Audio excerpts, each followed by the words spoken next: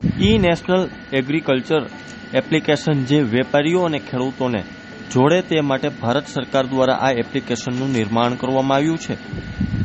આ એપ્લિકેશન દ્વારા ખેડૂતો પોતાનો માલ ડાયરેક્ટ ઓનલાઈન એપ્લિકેશન દ્વારા વેચી શકે છે.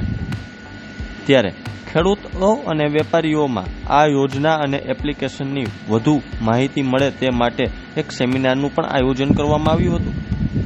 સરકારનો પ્રયાસ ખેડૂતોને ડિજિટલ ટેકનોલોજીની સાથે જોડવાનો છે.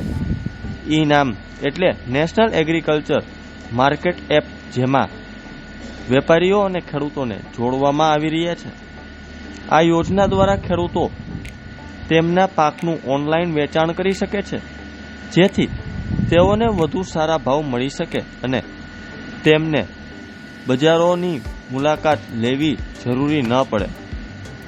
ખેડૂતો અને વેપારીઓ આ એપ્લિકેશન સાથે જોડાય તે માટે એક સેમિનારનું આયોજન કરવામાં આવ્યું છે. રાજકોટ બજાર સમિતિ ખાતે કરવામાં આવ્યું હતું. સૌરાષ્ટ્રની 52 બજાર સમિતિના સેક્રેટરીઓ, બજાર સમિતિના ચેરમેન સહિતના લોકોની હાજરીમાં આ સેમિનાર યોજવામાં આવ્યો છે. ત્યારે જુઓ મારો ખાસ અહેવાલ.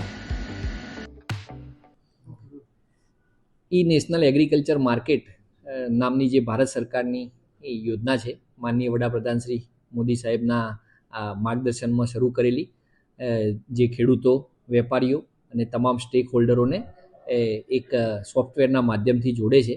એના માટેની એક અવેરનેસ કમ તાલીમ સેમિનાર આજે રાજકોટ બજાર સમિતિ ખાતે સૌરાષ્ટ્રની 52 બજાર સમિતિઓના સેક્રેટરીની હાજરીમાં આજે યોજવામાં આવ્યો હતો. અને આ કાર્યક્રમમાં તમામ બજાર સમિતિના સેક્રેટરીઓ, બજાર સમિતિના રાજકોટના ચેરમેનશ્રી, અમારા અધિકારીશ્રીઓ પણ હાજર રહ્યા છે.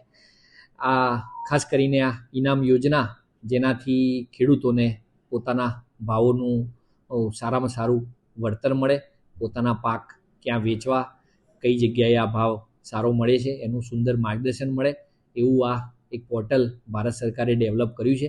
એમાં અત્યારની સ્થિતિએ રાજ્યની 144 બજાર સમિતિઓ આ ઇનામ પોર્ટલ સાથે જોડાયેલી છે અને બાકીની બજાર સમિતિઓમાં પણ આની સાથે જોડવા માટેનું આયોજન હાથ ધરવામાં આવે છે.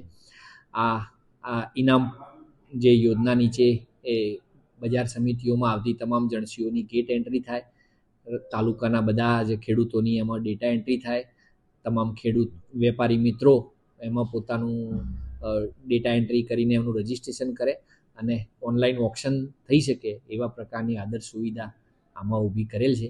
અને જેના માટેની ચર્ચાનો આજે સેમિનાર આયોજન થયો હતો અને તમામ સેક્રેટરીઓને આ બાબતે માર્કેટિંગ બોર્ડના અધિકારીઓ દ્વારા વિસ્તૃત માર્ગદર્શન પણ આપવામાં આવેલ હતું.